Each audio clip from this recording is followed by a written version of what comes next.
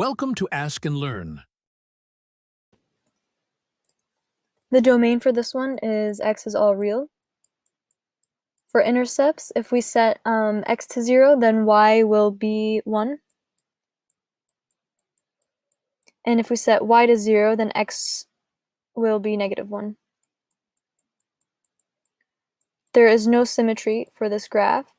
Asymptotes, this one's kind of tricky, so let's take each one to the power of 3 to clear the 1/3 here. So here, if we see x becoming very large, then the 1 is negligible. So we have, and then we take the square root, so let's see this. It's negligible, so y cubed is x cubed, approximately. Let's say approximately. And then we take the cube root, so y is approximately x. So I want to say that there is an oblique asymptote near y equals x.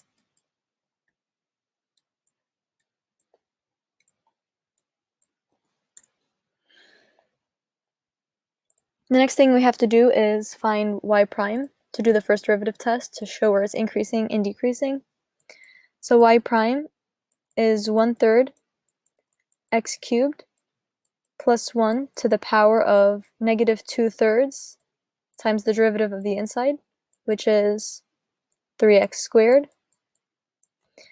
So y prime equals x squared times x cubed plus 1 to the power of -2/3. And let's set that equal to 0 to find the critical points. So our first critical point is 0, and our second critical point is -1. So if we do the first derivative test, this is f prime. Now we're testing values around our critical points. So we have -1 here and 0 here. Anything smaller than -1 will give us positive. Anything in between -1 and 0 positive, and greater than 0 is also positive. So I'm going to call -1 and 0 both saddle points. Saddle points. Okay. So that's it for the first derivative test. And now we're going to take a look at concavity. So we need the second derivative for that. Y double prime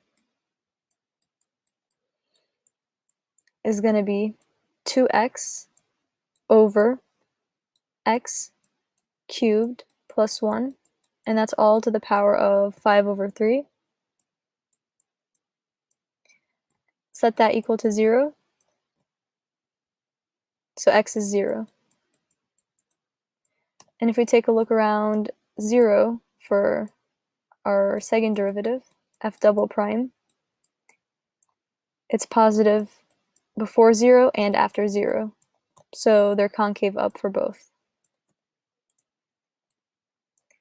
So we know now that the graph is always increasing and it's concave up everywhere, and we have saddle points at -1 and 0. So let's try to graph that.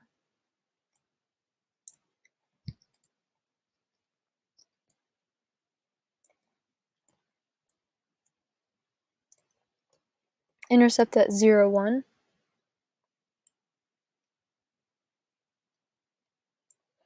And -1, 0. Let's say this is 1 and this is -1.